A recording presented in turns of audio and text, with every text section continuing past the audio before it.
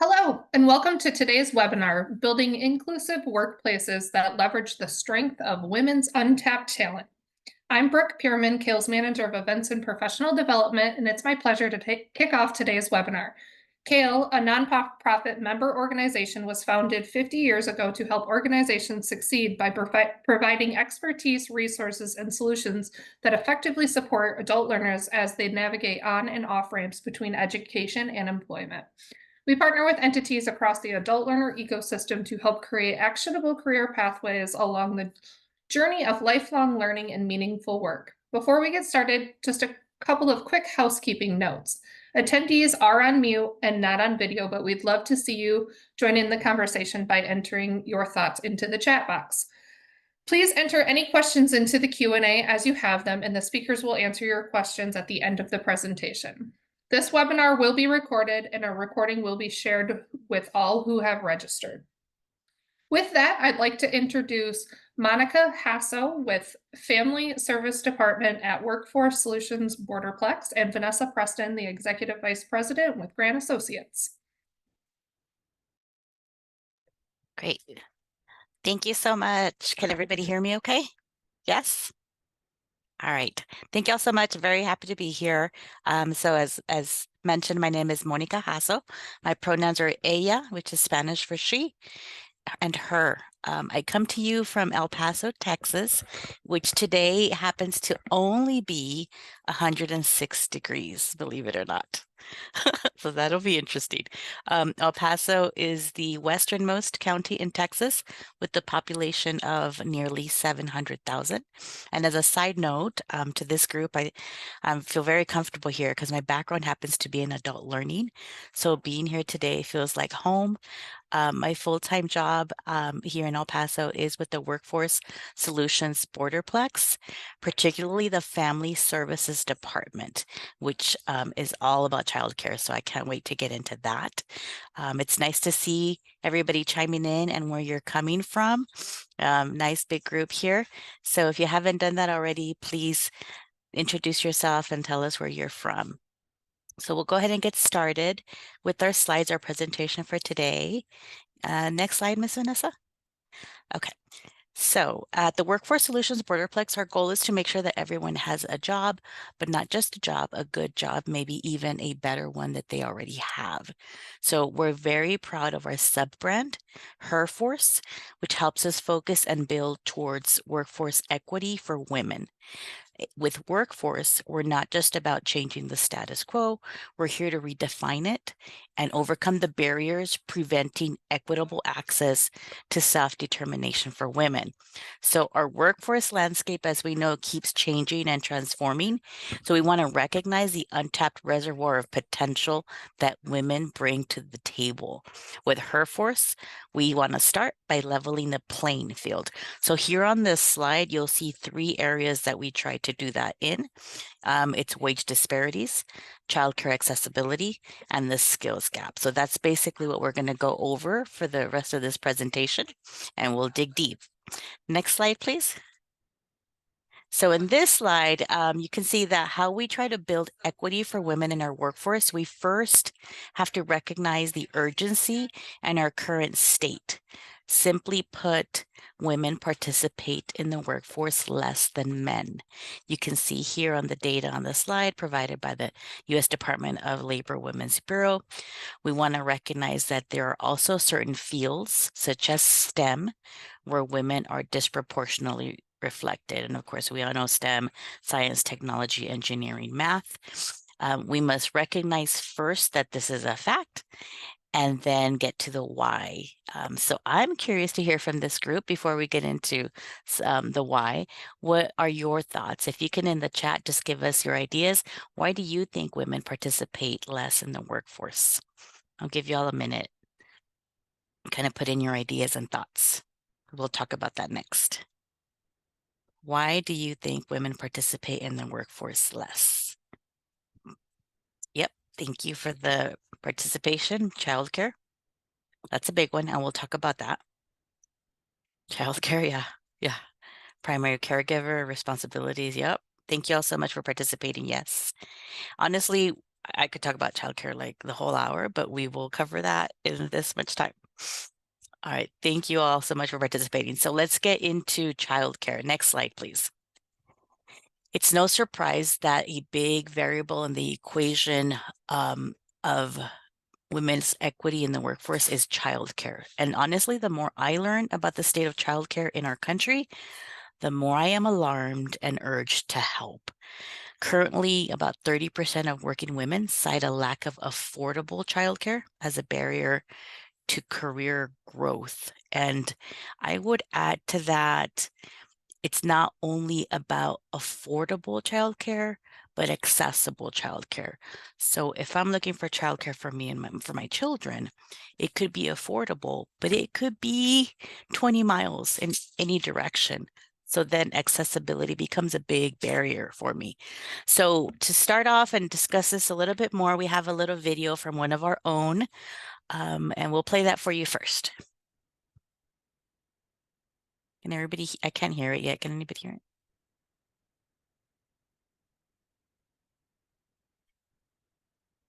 No, it's not coming. The audio's not coming through. All right, give us a moment. We'll work on it.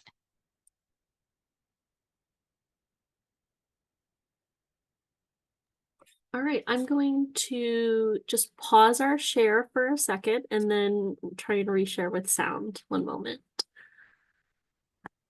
Yeah, as we're doing that, I'm looking at all your comments in the chat, and you'll have great insight. It's a lot of this is what we're going to talk about in the short time that we have. Yeah, thank you all for that. All right. I'm going to try again. It's being a little unhappy with me. I didn't know what to do. I didn't have experience other Here you go. Yes. Yes, it's coming through. Thank you. than school. And I said, my mom told me, "Yeah, well, go to the workforce. They can help you." I'm like, what is that, Mom? I have never heard of that. And it was a big stepping stone for me because I was not an individual. I was not looking out for me. I went to university, I got my degree. I didn't put it to work because I have my babies. I need to take care of my children. But that was about me. Where do you want to work? And I never thought about giving myself that space or giving myself that chance. Hello, Brenda. This is Alex with Workforce Solutions. At the beginning, my mom was taking care of my children, but the challenge of my career navigator telling me, explaining to me what I would need to do, and I told her, how can I talk to somebody about caring for my children?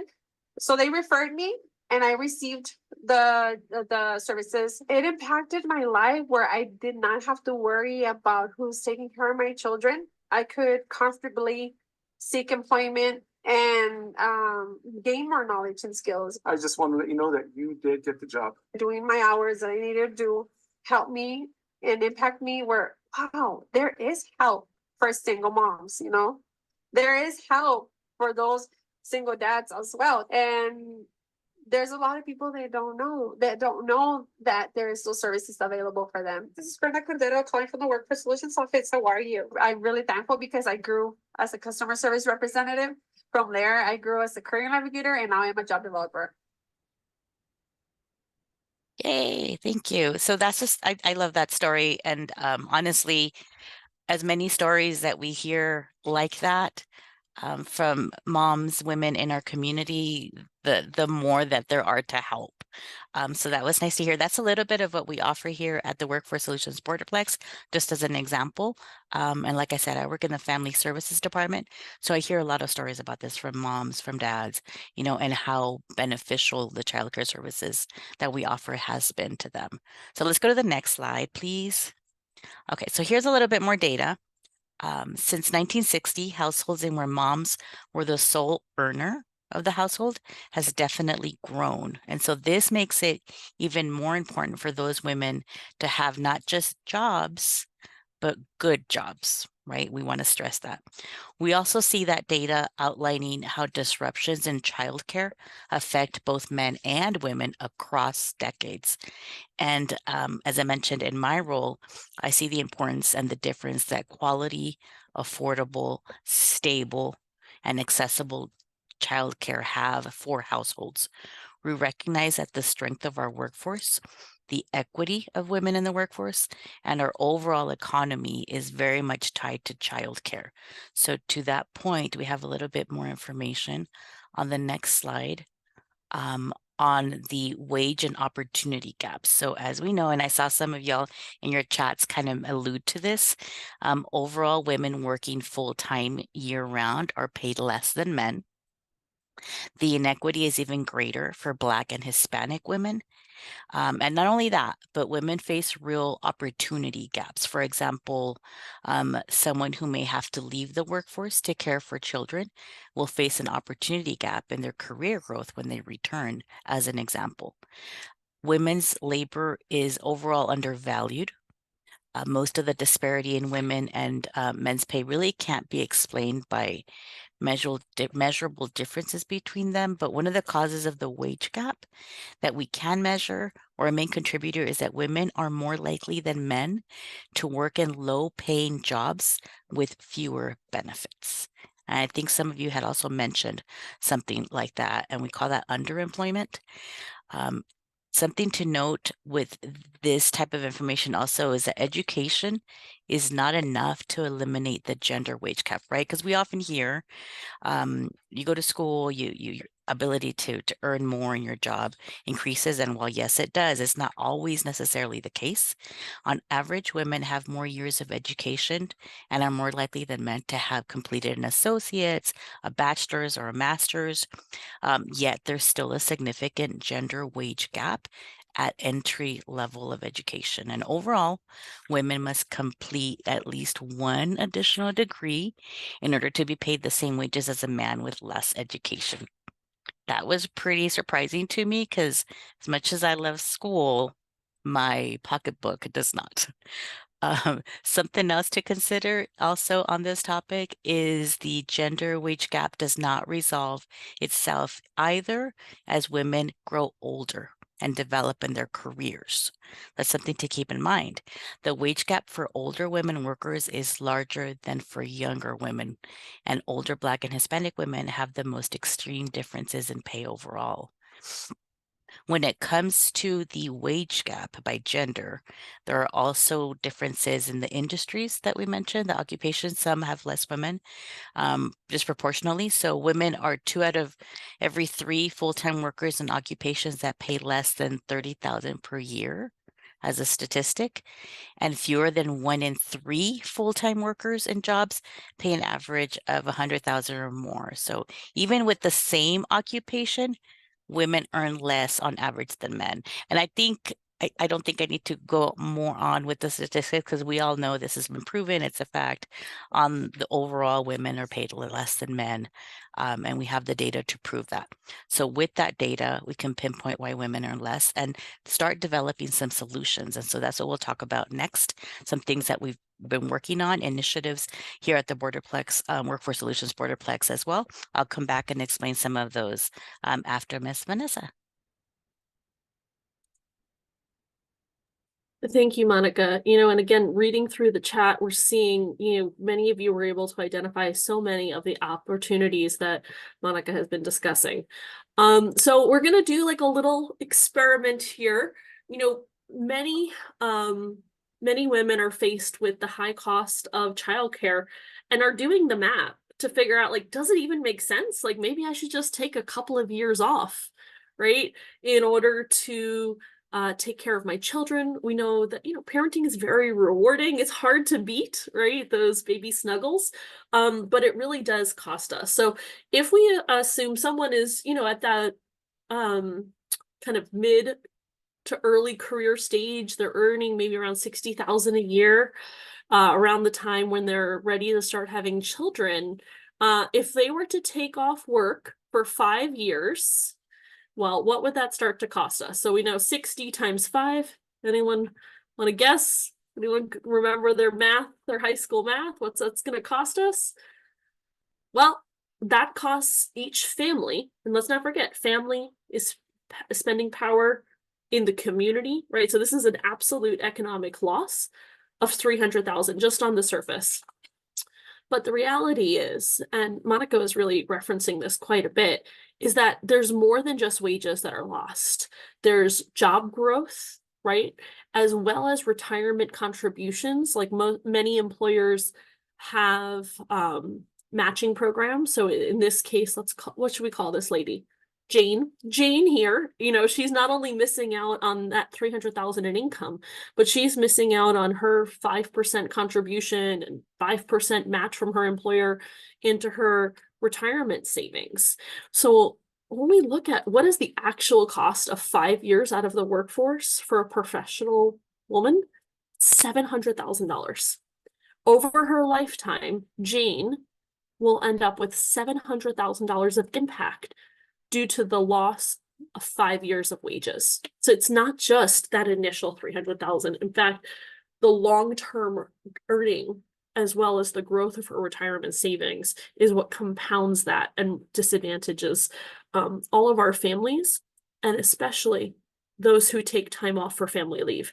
Now here I have, portrayed Jane as a lady. We've been talking a lot about moms, but this would be true for any parent or caregiver that chose to take the 5 years out of the workforce.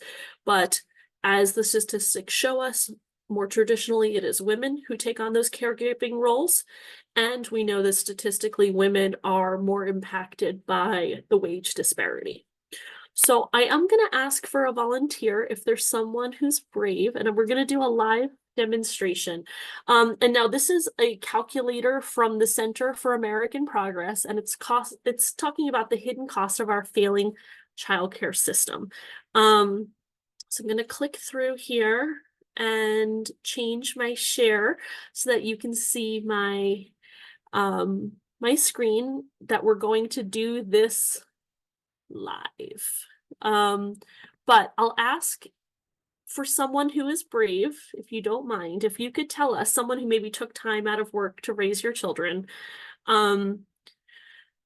whether you identify as male or female, the age at which you stepped out of the workforce, the wage you were earning at that time, and when you returned to the workforce. So if I could have a brave volunteer to tell us about this, as I get us switched over to our other window.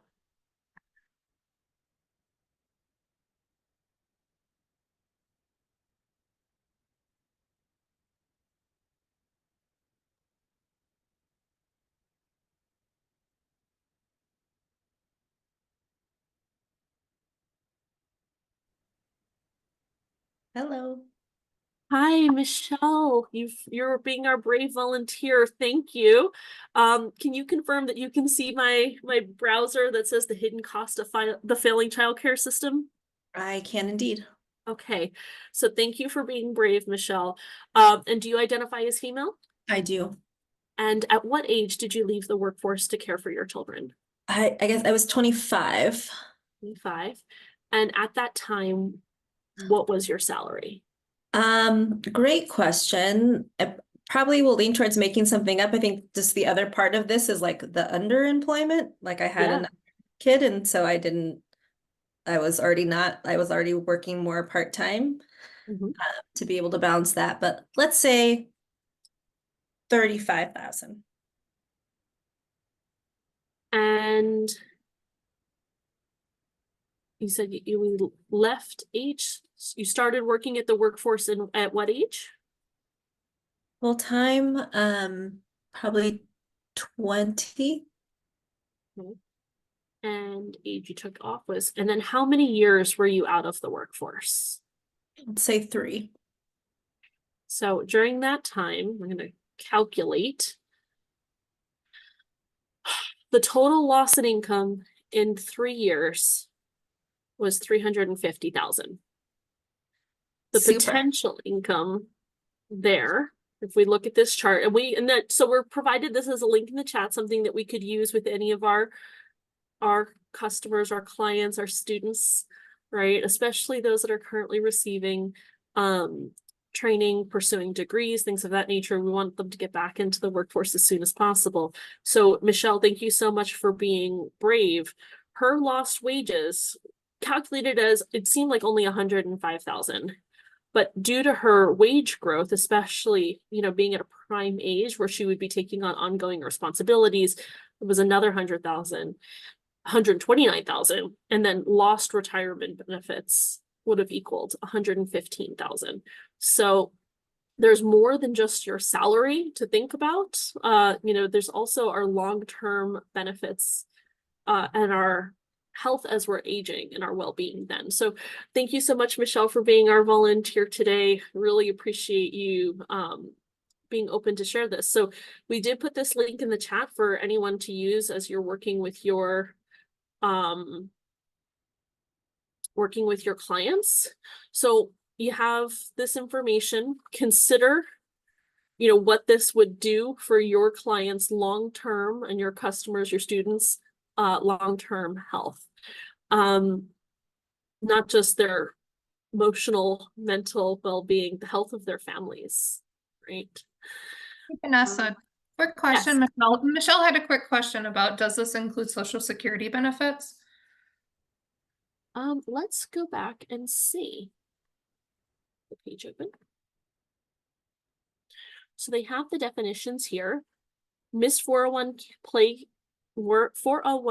plan contributions while on leave and the lost growth of those assets until retirement, and the reduced Social Security benefits as a result. So it does include Social Security. Great question. Thank you. Absolutely. Yeah. All right, so I'm gonna take us back real quick.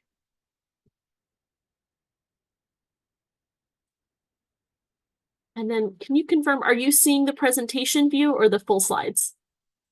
Okay, great. We're seeing the presentation view, Vanessa. I thought that might be the case. Okay. Thank you. Better? Awesome. Thanks so much. So, these are important tools that are out there for all of us to use. But one thing we do want to note is that there are solutions, right? We've addressed the problem. We're seeing that this is an impact even for short periods of time, even if it's not the full 5 years out of the workforce. So a couple of things that we want to educate in terms of our employers is that employers can earn 47% on average ROI on their investment in health insurance, right? So some of the basics, we perhaps at times minimize the fact that bearing a child is a significant medical event that comes with quite a bit of complications. Some states have parental leave, but most have just short-term disability, right? Like it's just considered a disability to have a child.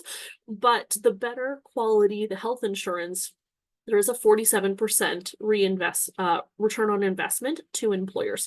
So we want to start educating them on providing that type of higher level benefits to their team members. Additionally, first-time mothers who are able to use some form of paid leave are 32% less likely to quit and are 19% more likely to return to the same employer after leave. We've heard many times over about how we have this exit from the workforce from parents who are not able to return due to the loss of childcare or trying to balance. If there's an opportunity for some type of paid leave, parents, and especially first-time mothers, are far more likely to return. Again, this is a point of education for our employers. And 30% of credentials women who leave the workforce, of that 30%, 70% say they would have stayed if they had access to flexibility. So I know in the chat we saw from one of our comments that in forestry, 50% of the students are women, but in the professional workforce, it's only 25%. Thank you to Carla who shared that. This is what we're seeing. Highly educated individuals, they just need a little flexibility, right? Doesn't need to be years and years of paid leave like maybe they have in Europe. We're not looking for that, right? Just, can I run out to take my kid to get their shots? Oh, there's a choir concert this morning. Can I work in the evening? Something like that, right? That's the type of flexibility that when we're educating employers or we're thinking about our own workspaces, because we all are facing the talent challenge, how can we keep our highly credentialed, educated, and experienced women in the workforce? So oftentimes we think of these as abstract, very expensive, hard to do. Some of the things that we do want to highlight, and these are initiatives that are specific to Texas, but as Monica and I both work in the El Paso region, but many of them are federal initiatives that would be available all over the country, right? So we know that we can cultivate talent through using incumbent worker training, right? Helping to upskill people. Training our staff has a direct correlation to retention. Using skills development funds, skills for small business, and then tuition reimbursement. So much of this is available through Department of Labor initiatives and grants that it doesn't necessarily always have to cost the school or a business a lot to cultivate their leadership. And women that have a clear next career move are far more likely to return back after having a family leave. Other ways to help encourage connection with the business and encourage kind of closing that female leadership gap is to offer some basic certifications. I know many of you are coming to us from the adult learning and the community college space, and so many of these may even be available to yourselves at a low cost tuition, but reminding our students, customers, clients that things that are available to them, and reminding our employers that keeping these programs as part of their employee offerings, again, help to keep women in the workforce and reduce turnover as a result of inflexibility. And so I used almost like the Yelp $ system here, right? Where I have project management certification. There's a really basic one available, not the PMP, but a good fundamentals available on LinkedIn Learning. It's a $40 a month subscription. It's only a 12-hour course, right? So you can get the basics of project management, determine if someone really needs a PMP. Lots of LinkedIn Learning's Crucial Conversations training, which is very well regarded through Skill Smarts, right? A few $100s. Human-centered design training, $800. Management skills for new managers through the American Management Association, it's closer to like $2,000. So I gave that one like a $4 sign, right? So that might be a lot to bear for some small businesses, but there's many ways that we can encourage leadership development within our businesses. And for yourselves, if you're looking around kind of at your office and saying, what can we do here? There's also many low to no cost, like zero cost items, right? Creating lunch and learns. Everyone that gets hired and that is sitting next to you comes with some lived experience that they should offer to their peers, as you should offer yours, right? You got hired because you have that awesome experience. Start creating those learning networks and like a lunch bunch, and creating a time where each person gets to bring some expertise that they can share with their peers. Invite businesses or partners to come and present at your team meetings. Creating internal media and content. You don't have to create all the content yourself. Like, not for anything, but I learned everything on YouTube, right? Like, I fixed my own dryer on YouTube. These are the types of things that we can find excellent professional content as well. And then by either having a sharing group where everyone is sharing, instead of the group chat with office gossip or tea, sending each other professional videos, encouragement. Some places have corporate social media like Viva Engage, Yammer, Slack, sending things like that, or creating internal wikis. Some organizations have internal leadership programs.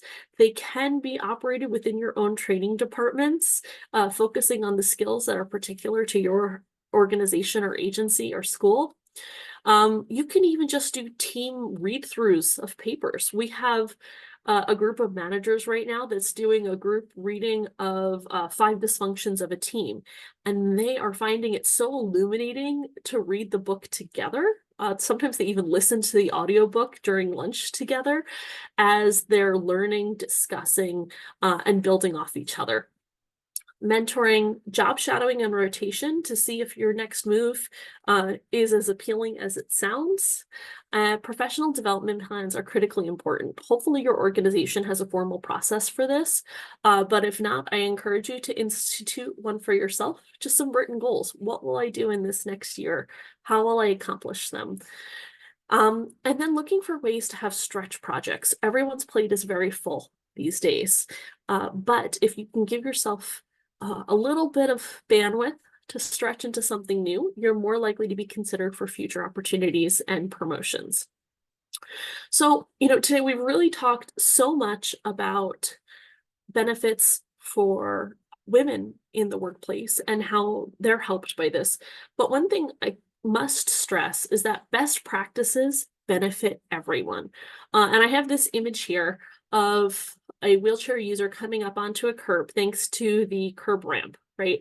It improved mobility and independence for wheelchair users, but in truth, the entire community benefited, right? Bike riders and kids going up and down. And if you live in a city, those with shopping carts, everyone benefits from this. The law was created to help one group of people. So as we think about our initiatives and helping women and keeping them in the workforce, the truth is we just become high road employers, right? It creates better working environments where everyone benefits from the practices. So we really want to encourage you to think about this. But Monica has some examples of some very specific techniques that have been enacted in El Paso. So I'll hand it back to her. Thank you, Vanessa. Great info. I love especially called the lunch bunch. We do some lunch and learns here also on different topics, and book clubs would be fun also. So nice. All right. So here, what we want to do is I wanted to wrap up by addressing or going over some initiatives that we have started at Workforce Solutions Borderplex to help women in the workforce, equity towards women in the workforce. So here is one called She Builds. You have some pictures there, and this is really cool. It's a way to reduce dependency on someone else for basic things that we would like to know. And I speak for myself when I say that. So it was more of a DIY crafting, a DIY session, so to speak. So get together and learn how to change a faucet, for example, right? And in doing that, we build confidence and perhaps even spark interest in women in that field. So maybe if I attended a session on how to change my tire on my car, I'd be interested in the mechanical field and automotive fields and kind of make that connection. And so that's something that we've done that was really great, successful, a lot of buzz, and got us all networking and talking and build partnerships across the community for sure. So that was one. Another one on the next slide is something that has really taken off. Next slide, Miss Vanessa. Please. Yeah. So this is really taken off and something we're still actively doing, and that's a wage analysis. So talk about pay and wage transparency. So by completing a simple form, which I can put the link here in the chat in a minute, women can find out how their wage compares to others in the same field.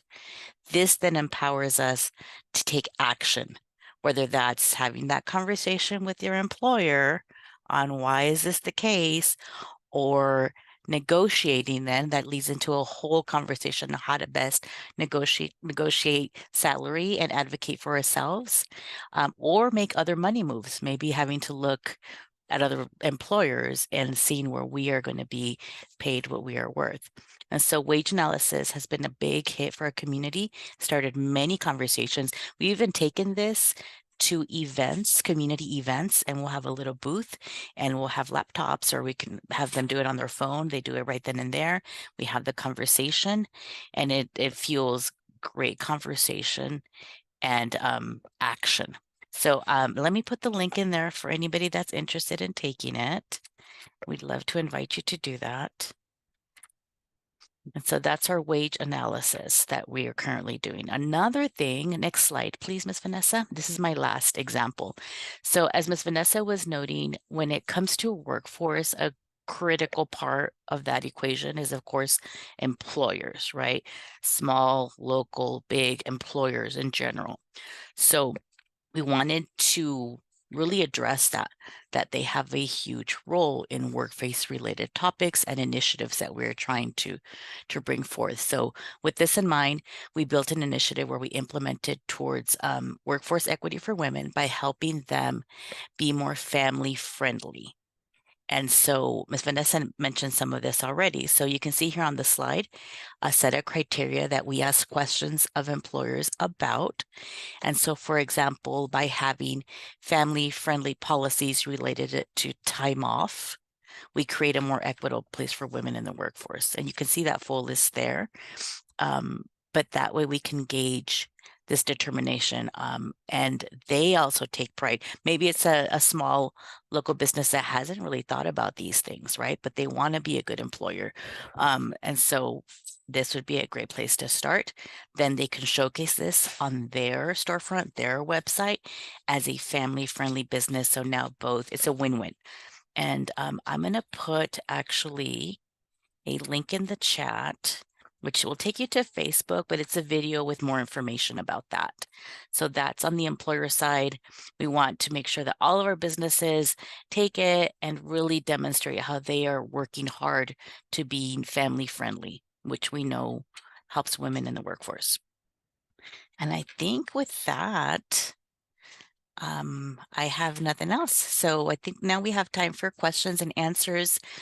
If y'all have any, please feel free and unmute or type them in the chat or share with us what your thoughts on this topic are.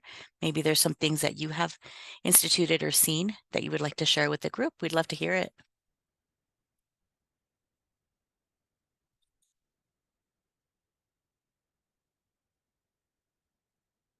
And I'll add just the best place for working parents that Monica was just referring to is an online self-assessment, and Grant Associates was awarded it. So we were able to display that on our website. You can display it in your email link. They send you an entire like social media packet. So it also really helps with recruitment as well. So we encourage many businesses, once we talk to them about high road employer activities, to pursue that certification. Yeah. And I mean, it just really speaks to, I was just reading an article recently about how the ways of work, especially for women before COVID, are very different from after COVID, right? And so the need to be really flexible and family friendly are huge now for that talent challenge that you mentioned, Vanessa. So I think we'll just wrap up then. I just want to end by saying that with Her Force, which is a sub-brand to the Workforce Solutions Borderplex, we recognize the future is female and the future is full of promise and progress. And so I'll pass it on to Vanessa or anyone else.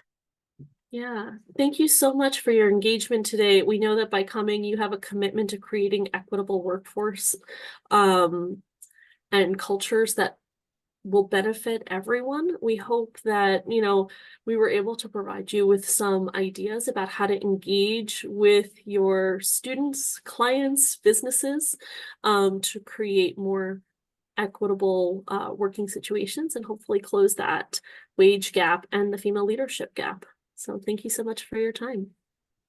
Yes, thank you so much, both of you, for your time today and this excellent webinar. Please join us at our KALE conference this year. I'm going to drop the link in for more information about that. But have a great day, everyone. Thank you.